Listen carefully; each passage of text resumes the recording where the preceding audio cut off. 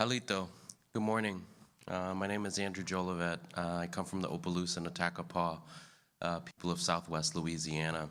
And I want to thank you for the invitation to be with you here today.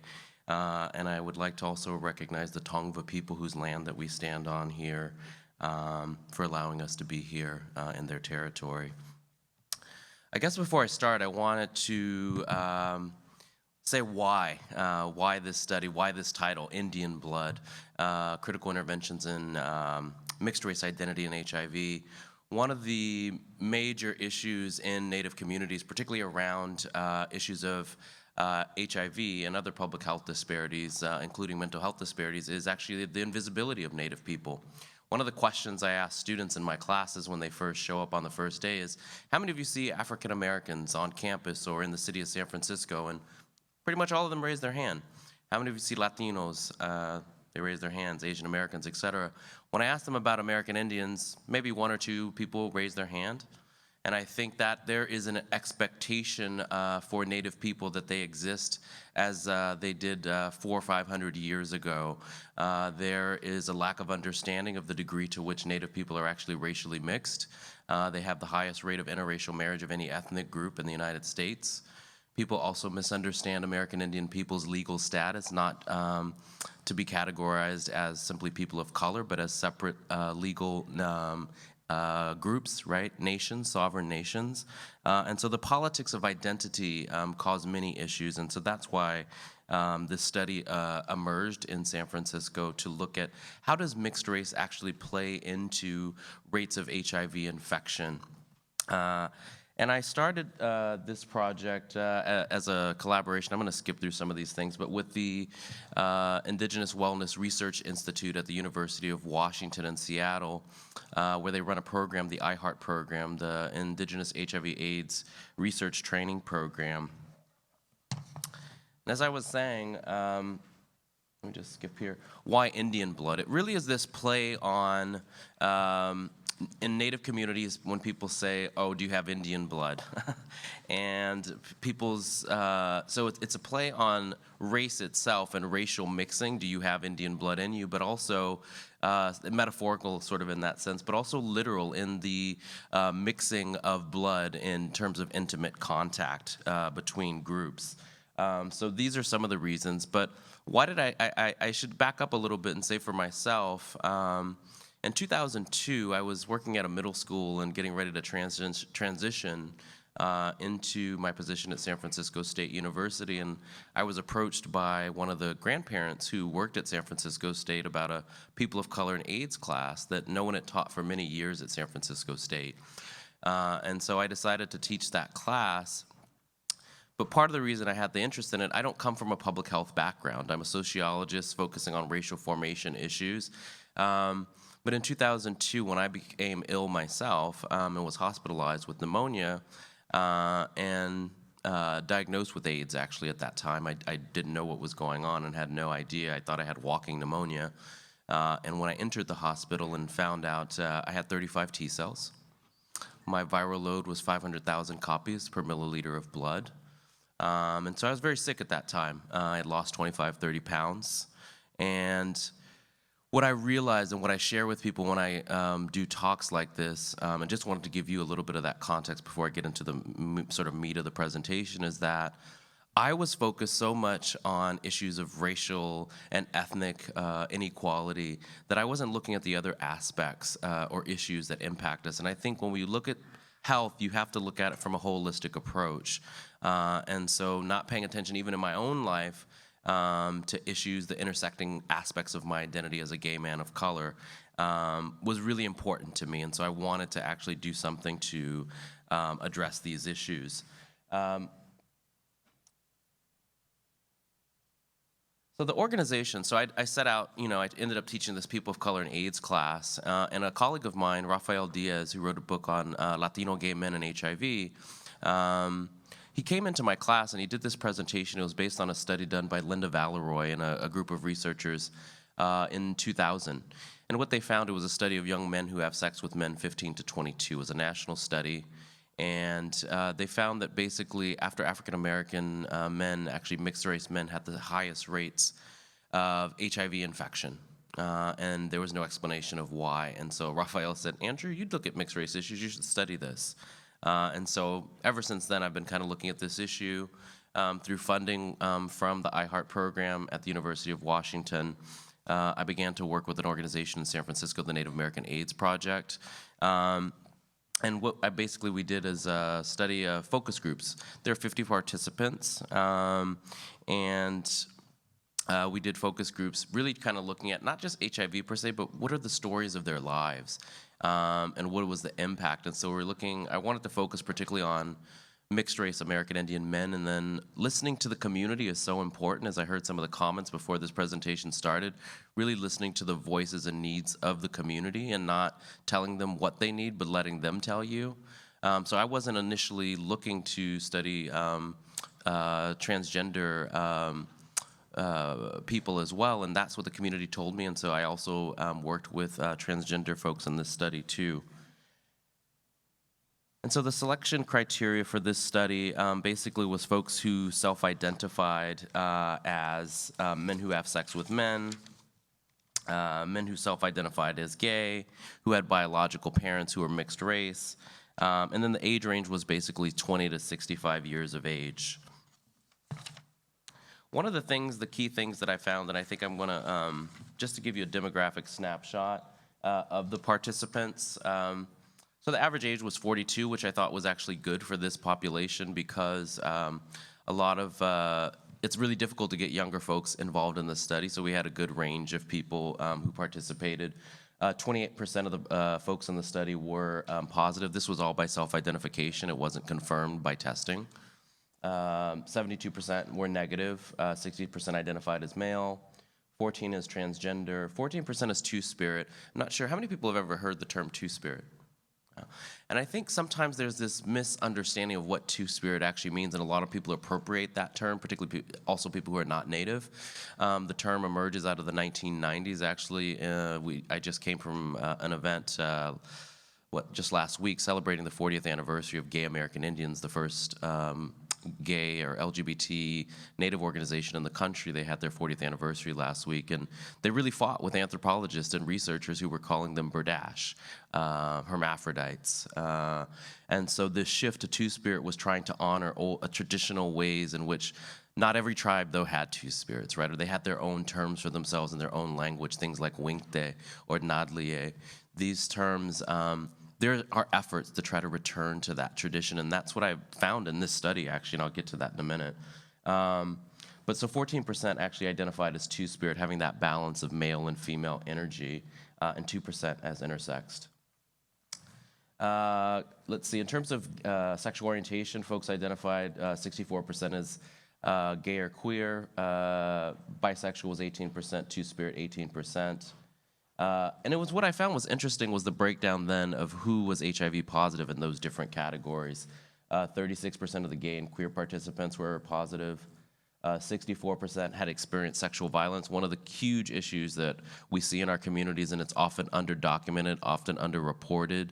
We're hearing a lot in the media, right, about Black Lives Matter and that movement, but very little also about what's happening in Native communities, particularly rates of violence against trans Native folks and women in American Indian communities, both in urban areas and reservations and border towns, where, for example, American Indian women are 3 times more likely to be the victims of sexual assault than any other ethnic group, and that's perpetrated by non-Natives.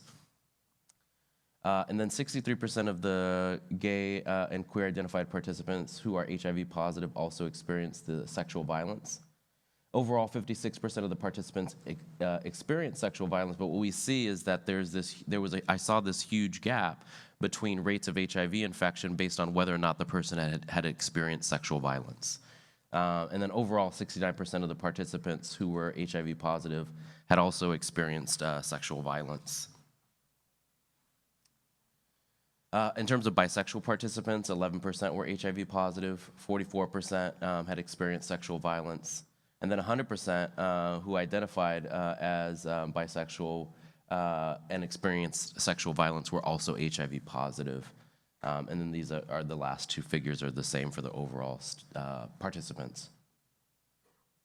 For Two-Spirits, what was interesting to me was the rates of sexual violence were so high, 77% more than all the other groups. And for me, and you'll see this in some of the quotes that I'll share later from the study participants, is I think that's because so many people don't understand Two-Spirit and what it means, and that there's been, because of colonization, there's been so much backlash on reservations where communities have taken on the ideas of outsiders. This has also happened in terms of race relations. And so there's really been a breakdown of support systems that traditionally maybe existed in Native communities, both in urban areas and on reservations, because of homophobia. Transgender participants, 14% were HIV positive, 28% experienced sexual violence, right? I'm gonna skip this, you can just kind of take a look at it, but it was an even breakdown in terms of what type of work that people did. They came from all kind of different backgrounds, and many people, though, were also unemployed or retired or marginally housed, about 34%. The cities represented, I mean, it was pretty wide because I also recruited folks somewhat nationally who were coming into town for a Two-Spirit powwow. It's the only Two-Spirit powwow which exists in the country. They just had the 4th annual Two-Spirit powwow last Saturday. And the tribal affiliations represented the largest tribes. It's not surprising the 3 largest, or at least the 2 largest tribes in the country are the Dene or Navajo and the Cherokee. And then the Apache, those 3 respectively each represented 10% of the total population in the study. The Lakota are also a large tribe. They represented about 6% of the study. So yeah, as I said, 50 participants were recruited via the Native American AIDS Project. Random snowball sampling was used. They were also given demographic profile surveys to complete. The size of the focus groups ranged between like 5 and 13. They were all held at the Native American AIDS Project in San Francisco.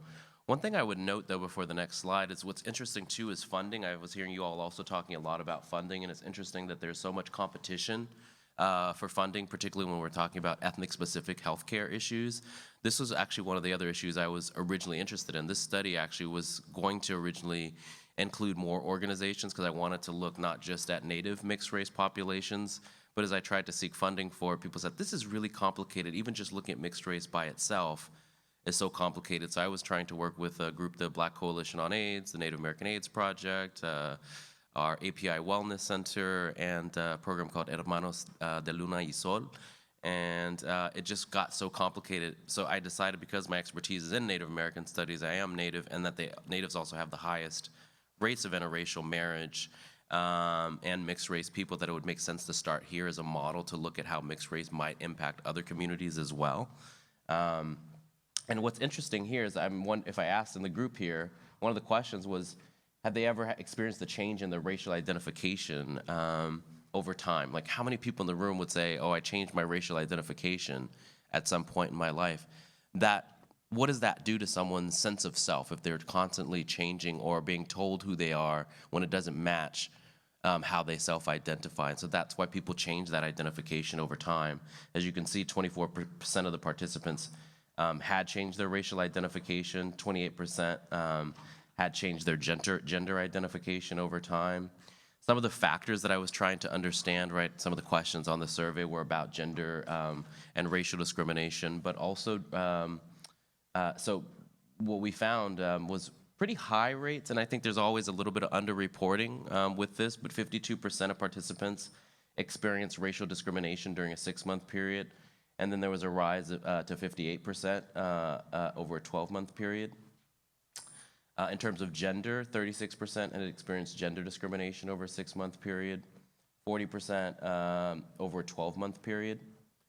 The other factor, as you all know, mostly when we're looking at risk factors, drug or alcohol use, 56% had engaged in sex under the influence of drugs. I was interested in whether or not they dated interracially, and I think because they are mixed race people in the study, 84% said yes. 56% had experienced sexual violence, and then also knowledge. I wanted to know how much did folks feel like they were knowledgeable about HIV, and so 78% felt that they were knowledgeable. Here we found that unprotected sex over a 6-month period was about 34%. Again, perhaps a little bit of underreporting. We do see a rise, though, of that at 46% over 12 months. And then in terms of sex under the influence of drugs over 6 months, 28% said they had engaged in sex, right, under the influence of drugs, 28% over a 12-month period. What's interesting, though, is probably many of you know that alcohol rates in Native communities are quite high, and so what we saw when we asked the same question for alcohol, the rates were higher. So 34% had engaged in sex under the influence of alcohol, and 44% over a 12-month period. I know this one's a little hard to read. So what I will point out here is I wanted to also understand coping mechanisms, strategies that the groups had for dealing with stress. So two of the things that I'll say are most interesting here is folks who actually had knowingly engaged in sex with someone who was positive. I think it was a high number, it's 52%. And I think that that's because of all the advances people were talking about, PrEP and other things that are out there. And so people's knowledge of HIV and how it functions, I think that that's why that number was pretty high. But I also found that 86% actually did feel that they had ways of dealing with the discrimination that they faced. And 82% had ways of dealing with stress. But all of those ways weren't positive necessarily or helpful, right? Sometimes that was drug or alcohol use, and they pointed that out. But a lot of them did feel like they had ways of managing those issues. But what I came to find after talking to the groups and listening to them, this model I developed, basically what the takeaway I guess I would share today to consider for Native populations in this county potentially, issues are always different based on communities. But I do think that issue of invisibility and underreporting of HIV/AIDS cases, people saying they're marked as either white or Latino or Asian perhaps instead of Native, is also undercounting the amount of Native people who are infected with HIV and AIDS. And so what I found was there were 6 patterns that emerged from this study that increase risk for Native populations. And these 6 factors included what I call two-spirit cultural dissolution, historical and intergenerational trauma, gender and racial discrimination, mixed-race cognitive dissonance, sexual violence, and then what I called stress coping in an urban Indian kinship network. How do Natives deal with stress in urban environments? Where do they get their support from? Just like kinship networks were so important within tribal context, how are those redeveloped or not redeveloped in urban areas? Where do people go for support? Are there Native agencies like Red Circle Project here or in Los Angeles out of APLA would be one example of an ethnic-specific place where support could be found. So the model, the way I see it working is that, as I mentioned, two-spirit cultural dissolution, what happens is after contact colonization, those support networks that once existed that actually saw two-spirit people as leaders, often spiritual leaders in the community, that there was a breakdown in that support within the communities. And so as that two-spirit cultural ethic of support starts to dissolve, we see the issue become compounded by other factors. And so that followed with historical and intergenerational trauma, right? Issues like being in boarding schools or the parents being in boarding schools, how that trauma gets passed from one generation to the next becomes very significant. One thing that Native American psychologist Eduardo and Bonnie Duran identified is this thing called the soul wound. And when we talk about soul wound or soul loss, it's this idea that we lose a part of ourselves after many generations of traumatic experiences, right? That something about us is lost. And so after that, we see that, from the slides you just saw, that a lot of folks are experiencing then racial and gender discrimination, what's compounding the other issues. And then this mixed race cognitive dissonance, this lack of being able to identify yourself and having others identify you presents a lot of challenges for folks in the community, and then that being compounded by the rates of sexual violence. The only thing that I feel like that really can actually address some of these issues is culturally responsive and culturally specific support networks and programs and mentoring programs, cross-generational mentoring programs, which I'll talk about at the end in terms of the recommendations. So I'm going to skip this just to give you a sense, and I'll read it. I know it's long. I put these full things, but they're very rich quotes that kind of speak to each of the 6 factors. This first one spoke to this issue of two-spirit cultural dissolution. You know, I've been to places where I've met people like myself on the reservation who also attended boarding schools, but obviously didn't like themselves enough because they didn't want nothing to do for themselves. But I got beat up. I got the shit beat out of me so bad you wouldn't even recognize me. It was so bad. I got kicked in the face about 25 times by this guy with boots on, just totally beat up on the reservation. Nobody came to help me. Nobody helped me. After leaving, I got into a relationship, but then I started using again. So it was like, you know what? You're going to go back to the reservation and end up going back downhill. Sobriety. That's why I came here. They mean to the Native American AIDS Project. I needed to get the sobriety. And that was the main thing, because what was up there for me on the reservation was no longer working.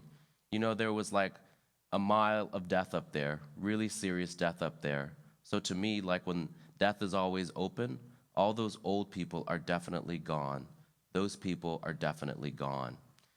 What I took away from this quote was that when they say all the old people are gone, they mean the traditions, the people who would have actually known the role and place of two-spirit people, who would not have allowed them to be victimized in this way, to be assaulted, right, within their own communities. And then for historical and intergenerational trauma, I think, you know, how PTSD, for example, is passed from one generation to the next is what I mean by historical trauma.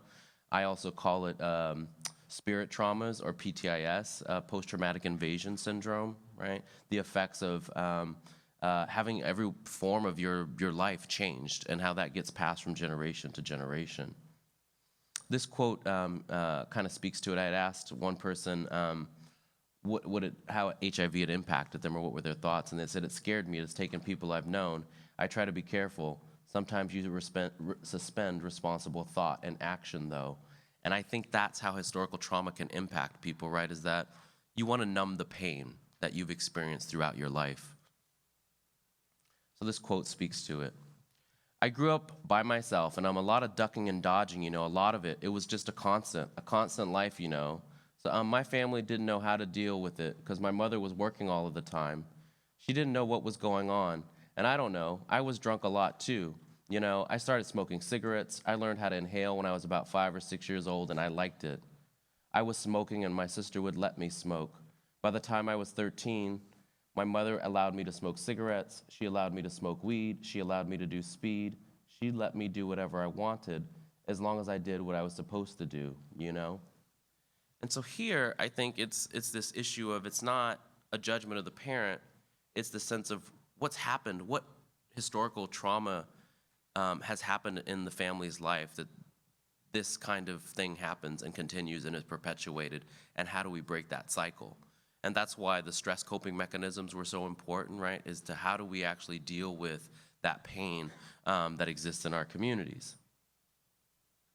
In terms of gender and racial discrimination, this quote here, I think, speaks to some of the issues that are at play in Native communities.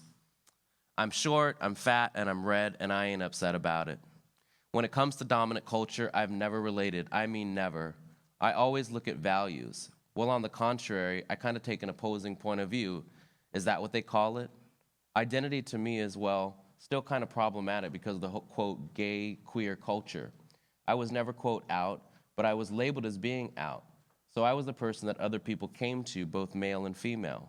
Historically, I've always been at more comfort with female identity, whether it's biological, mostly biological female, but it's just that femaleness. If I've got a choice, if I'm gonna kick it with the boys, hetero or gay or queer, or if I'm gonna kick it with the dykes, I'm going with the dykes.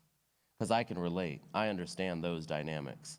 So this person here, I think what they're saying is that that the sort of gay ink culture, if you will, right, that produces this sort of way in which you're supposed to perform gayness or queerness didn't fit for them. It didn't work, and so for them, they actually tied it to gender, right, and also to race. And so where do you find your comfort?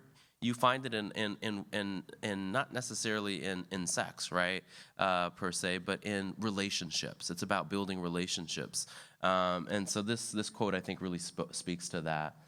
in terms of the mixed race cognitive dissonance, right, this idea of power, how can you belong to multiple groups? And so if you are of multiple ethnicities or racial backgrounds, can you actually still belong, right, to all those groups? If you're not accepted, how does that impact you? If you are constantly feeling like, say you are Choctaw and Mexicano, and the Mexicanos are telling you you're never Mexican enough, and the Choctaws are saying you're never Choctaw enough, or you look more like you're this group and you don't belong. How do you deal with that? How do you address that? How do you resolve that inherent conflict within yourself? This quote spoke to it. Like, racially I'm like a quarter white, but I don't feel white and I don't look white. So people often can't tell because I'm so mixed about what I actually am. So like Latinos will think I'm Latino, Filipinos will think I'm Filipino, some Asians will think I might be part Asian or something, and Indian people often think I'm Indian or Mexican or something. I'm just racially unidentifiable often. I think that growing up, I felt a difference between the way like white people feel about themselves and their privileges. Like I think they feel more entitled often to things. And I've actually seen that a bit in my family because I know like the side of my family that's like Latino and Asian, they come from a colonial place. And also like my dad on the Cherokee side, he was racist too. He did not like black people. And I'm not sure if it was the part of him being white or part of the Indian side. And yes, I know knowing the community and what it's like in Oklahoma, it was probably both. So I've not only experienced racism, I've felt discriminated against just in seeing things in my own family. So often weird things that mixed race just play out in your own immediate family. And some of the people also talked about the fact that they come from like these mixed families. It may have been the same participant who was talking about his mom is white and his dad's Indian. His dad would always come home, talking about white people. And so how do you deal with that when you're coming home, even in your own family, hearing people talking about a part of yourself and balancing that, that self-hatred? And then sexual violence. How this issue leads to the soul loss that I was talking about and a debilitation of community networks of support, which in turn causes this dissolution of two-spirit ethics of a mutual respect and reciprocity, which leads to this increased sexual violence. At the age of 8, I started or I was being raped. I was raped from the age of 8 until I was 18. Right or wrong, I actually did the one thing that they tell you not to do, and I actually resisted. So I experienced some extreme violence. I suppose I'm kind of a case study. I was just 8 when this all started. So the behavior that I took on and displayed during that time was atypical. I tried to resist, but yet it's in the American paradigm, let's blame the victim, and I was just a bad student. It's like, no, I was just doing the best that I could, I was just doing the best that I knew how, given the circumstances. Later, I got into BDSM, bondage, domination, sadomasochism world. I wonder why, BDSM, pain, baby, pain. What I took away from this was that the person was saying, there are many ways in which we respond to sexual violence in our lives. We can retreat, right, from intimate contact with other people. We can engage in more of that contact. It affects us psychologically, right? It causes more trauma, and how we deal with that trauma is really important. And so the final thing here, which as I said, that I feel like these urban Indian kinship networks, right? How can they reproduce traditional values and networks of support, peer support for all of these issues that Native people are dealing with? And so this quote here, I think from one of the participants, actually speaks to what I'm talking about. When you have organizations like Red Circle Project or the Native American AIDS Project, this is what people can get from that. It almost felt like just because we're Indian and we don't hang out or things like that, but I mean, I always wanted to be friends with Indians, but they always seemed kind of like I felt like not really Indian because I was raised by white people. So it was I was always shy and I didn't identify with Indian issues. But when I came to NAP, Native American AIDS Project, that was when I was able to find out about BATES, Bay Area American Indian Two-Spirits, and all these wonderful organizations that have to do with American Indian people. So I learned how to bead and like all these wonderful things that I'd been wanting to experience. All these wonderful things for many years, and I never knew that I could because I just never thought about it. So one of the things that occurred to me, and actually the participants brought this up, was that they said, there's a generation gap. People who came during relocation, tribes who were relocated from reservations from the 1940s to the 1970s, I'm not sure, hope most people probably are aware, right, that Native Americans, right, the greatest concentration of population is not on reservations anymore. 70% of the population is in urban areas due to the relocation program. That generation who started groups like Gay American Indians, who I mentioned earlier, they're getting older, right? They're in their 60s, 70s now, and that where how are younger people taking up that piece? And so what they were saying to me was that this is not just about HIV, it's about healing. It's about how Native lives are valued. Do we tell people that they're sacred, right? That they matter? And part of that is also cultural leadership, being involved within their Native community and taking up that leadership role so that you have that support network, but also the protective factors to deal with all the risk that Natives might face for HIV infection. So the recommendations that came up based on this were actually to do a 3-site intervention at the Red Circle Project here in Los Angeles, the Native American Health Centers in San Francisco and Oakland, and at the Seattle Indian Health Board.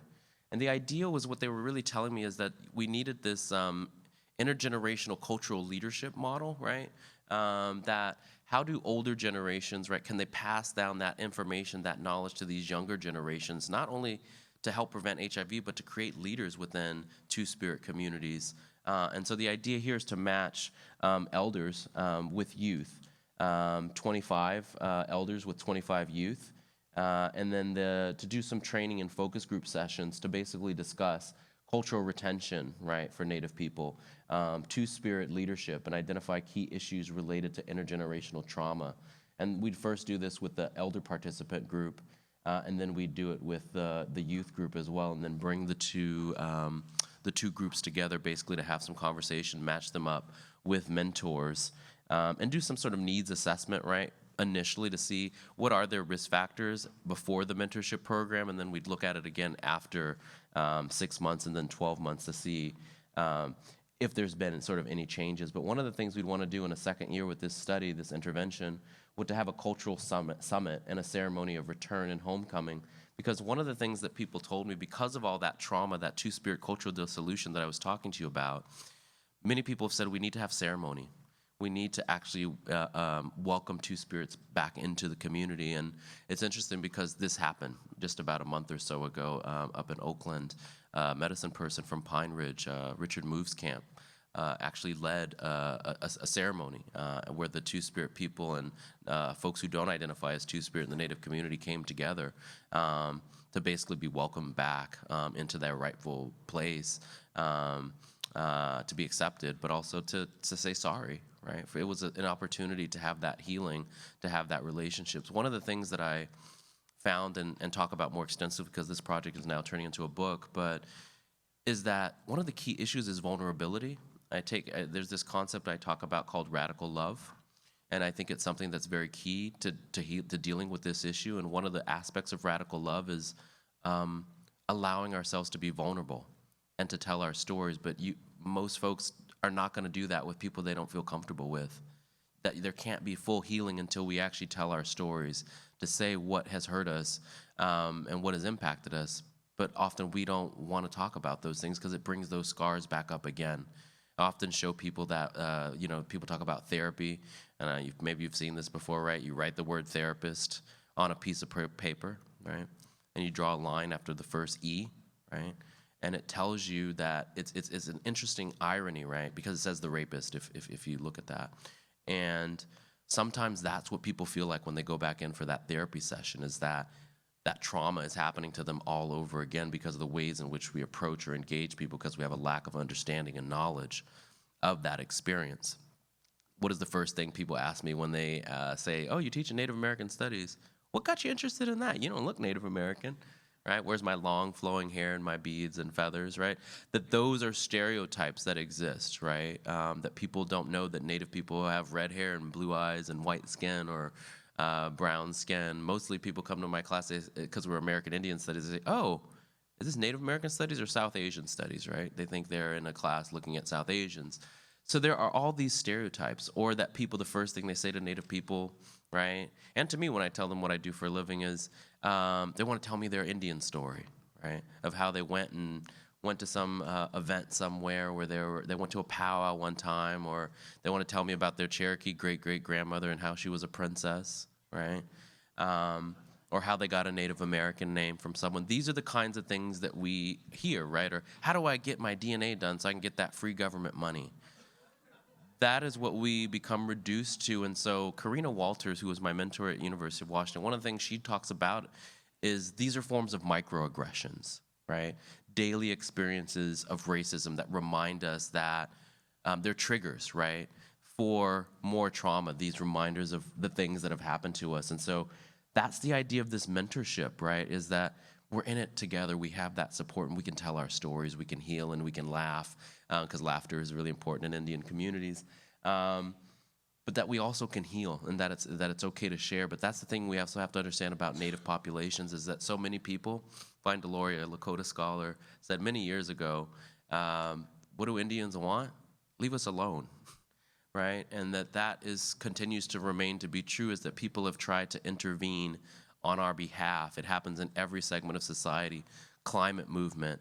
Let's tell the Indians how to do what they need to do. Well, Winona LaDuke, the activist from the Ojibwe Anishinaabe Nation, has said, we don't need you to tell us what to do with the environment, with the land. There was no famine, there was no drought, right?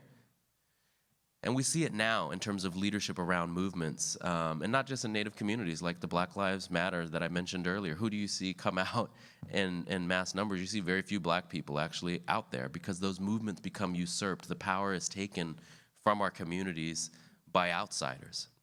And for no other community is that true than Native people. Part of it's due to size of population, but also I think part of it is the lack of understanding of who Native people are and what it means to be from a sovereign nation, or even the politics of not being recognized because of racial mixing, or that so many tribes in California, so this would be an issue here too as well, although Southern California has more tribes that are recognized, but how many tribes in California are not recognized, so get no funding? How do you go to get your funding if you're not enrolled and you have to go, or you are enrolled and you have to go back somewhere else, is a factor too, right, for your health services if you have to go back to the reservation. There's just so many factors and complications and issues that folks don't understand. And so I think the main issue is that invisibility, right? But it's that support. Someone to tell them, and this is what I tell my students, and I'll say it to all of you, right? How many of you have ever had someone tell you that you're sacred, that your life matters, that what you do is ceremony? Do you think about your role and your position on this commission as a ceremony? Because ceremony is not just this sort of organized religious thing that we think about where we go and, have all these formalities. Ceremony is about reciprocity. It's about remembering the value and the importance of the work that we do, and sharing that and seeing it as sacred, and that it's changing lives. It's thanking Creator for the possibility to continue to do this work, like someone shared about the people who are still at risk, right? It's taking on that space, not as a confrontation or conflict, but as an opportunity for healing. So I think at this point, I'm going to stop and turn it back to the commission, but just really thank you all, and again, tell you that you're sacred, and I thank you for your work.